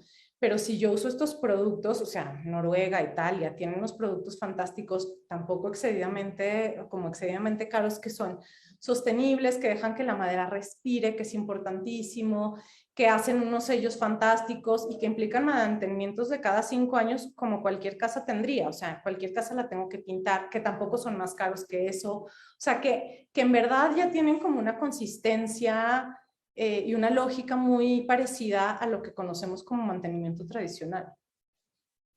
Y esperando que cada vez sea menor, porque realmente hoy en día están trabajando en resinas y cosas interesantísimas como resinas naturales, como para la prevención como del material en mucho más tiempo, que creo que va por súper buen camino. Muchas gracias. Igual, también teníamos la duda de si nos comentas todas estas bondades que tiene la madera, ¿por qué crees que no se ha propagado la edificación de madera en México, a diferencia de otras partes? Pues yo creo que hay unas cosas súper sencillas de decir, porque díganme cuántos cursos de madera tienen ustedes en la universidad, o sea, ¿cuántos tuve yo? Cero. Entonces, es que es como si les digo, pero ¿por qué no estamos construyendo con corales de mar? Pues no, porque no me lo enseñaron, no tengo ni idea de cómo se usan, ni de cómo se mastican, ni de cómo nada. O sea, mi investigación de la madera es porque soy perseverante, porque soy sustentable, porque me gusta y porque nunca entendí en qué momento decidimos que el concreto y el acero eran mejores materiales que la madera. O sea, en serio, yo creo que yo vengo como de otra época porque en mi cabeza no, o sea, cada vez es como error fatal, no entiendo. Veníamos como en un track perfecto y de repente trin, pero históricamente hay un corte, así un corte tajante de, ¿no? Madera, tierra, ladrillo y luego ¡puc!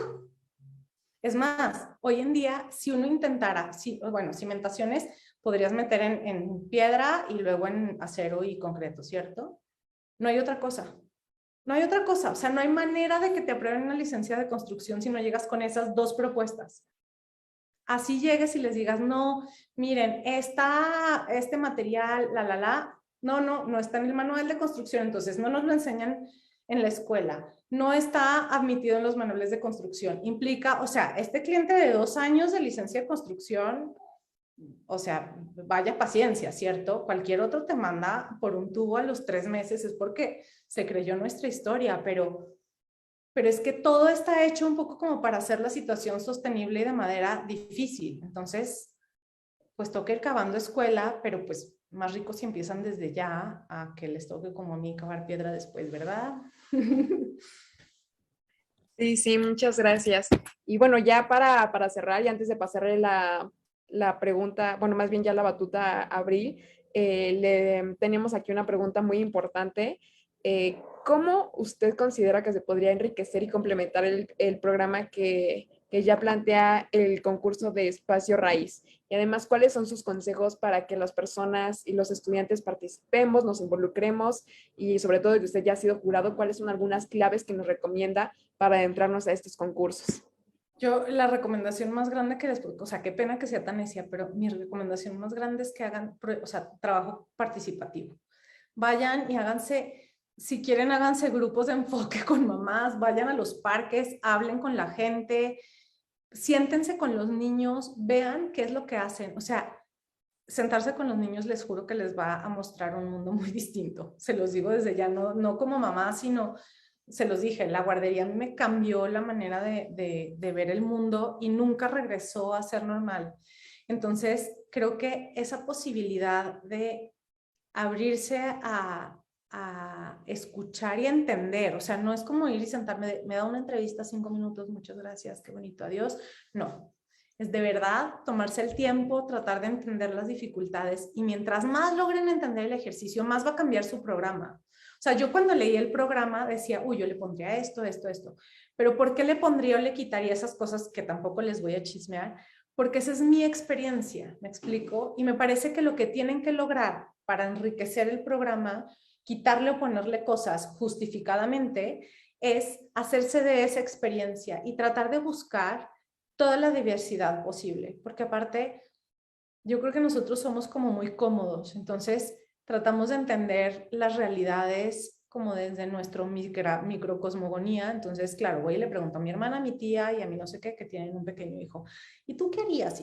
No, pues sí, está bonito, pero pues eso es un poquito lo mismo. Entonces se trata como de involucrarse en realidades diversas y más en el mundo que vivimos ahorita. O sea, yo les decía, mi primer cambio a lo mejor del programa es que yo espero que también haya papás cuidadores de hijos, no solo mamás. O sea, que haya hogares en donde la decisión que se tomó es que la mujer va a trabajar y el papá se queda con el hijo. Y eso también tiene complejidades y también tiene diferencias desde cómo son los baños, cuántos hay, qué pasa en cada uno de ellos. O sea, no les alcanzo a decir las complejidades que se generan a través de esto. Entonces, pero la única manera de descubrirlas es como enfrentándose al mundo para el que están diseñando. Entonces, mi tip es, de verdad, involúcrense con muchas mamás muy diversas, las que trabajan, las que no trabajan, las que tuvieron que dejar el trabajo, vean a los niños, la gente, por ejemplo, si me preguntan quién necesita estos espacios más que nadie, yo les diría muchísimas mujeres con situación de calle, ¿no? O la gente que está pidiendo, o sea, no se alcanzan a imaginar lo difícil que es encontrar un baño para alguien que pide limosna. Es impresionante. Y como sociedad parece que nos dedicamos a negar como, pues si no pudiste, por algo es, y ahí estás, entonces te voy a negar del panorama. No saben la crueldad. O sea, somos súper crueles con el otro. Entonces, todo el mundo necesita esto que están planteando y creo que hay que, ¿no? Las parejas que son solo mamás, las parejas que son solo papás, los que son muy jóvenes, los que son más grandes, todo. O sea, hay que hacer una investigación realmente como importante para lograr hacer de esto un proyecto como muy rico. Entonces, mi consejo es, diseñar es un pretexto. Hacer una investigación y saber qué es lo que estamos haciendo es lo que realmente vale la pena. Muchas gracias, arquitecta. La verdad es que su plática más enriquecedora no puede ser. De verdad nos lleva muchísima pues reflexiones y mucha información que nos proporcionó. Le agradecemos mucho el espacio. Igual, no sé si la directora Abril nos pueda decir unas palabras de cierre. Sí, antes de que cierre la arquitecta María, yo quiero agradecerle porque yo creo que una plática más que sin minimizar sus logros y todo su trayectoria profesional, arquitecta Minche, su gran calidad humana y la belleza que tiene tanto, como le dije, de fuera como por dentro, irradia en todo esto que debemos de aprender y que debemos de humanizar pues a todos, no solo a los chavos, sino replantearnos muchas cosas que teníamos consideradas, que teníamos pensadas, y yo creo que los chavos que están viendo esto y que van a entregar el concurso, les ha dado un gran tip, así también como una gran tarea, el regresarnos al principio, valga la redundancia, el verlo, la situación desde antes de que nosotros estuviéramos acostumbrados a lo que nos acostumbraron pues las generaciones que ya empezamos a ser occidentalizadas o a vivir con estas mestizadas, diría yo, porque somos un poco un mestizaje, ¿cierto? Pero nos contaron la historia de quienes podían pagar los libros, que eran los españoles, entonces perdimos el valor de nuestras tradiciones. Sí, entonces creo que esto nos va a dar una herramienta muy importante y le agradezco porque sí hubo algunas partes en las que, como usted misma dice, cuando se enteró del ganador del Pritzker, a mí ahorita también algunas cosas se me salieron algunas lágrimas. Entonces, gracias por esta conmovedora plática, lo valoro mucho y le agradezco. Ahora la arquitecta María me gustaría escucharla. Gracias nuevamente. Muchísimas gracias. No sabes la delicia de plática que nos has ofrecido. Como bien se mencionó en el cartel, es una conferencia magistral lo que has hecho, lo que nos has compartido es hermoso. Yo también coincido, es una persona muy bella desde que te conocí. Platicar contigo enriquece muchísimo a cualquier persona.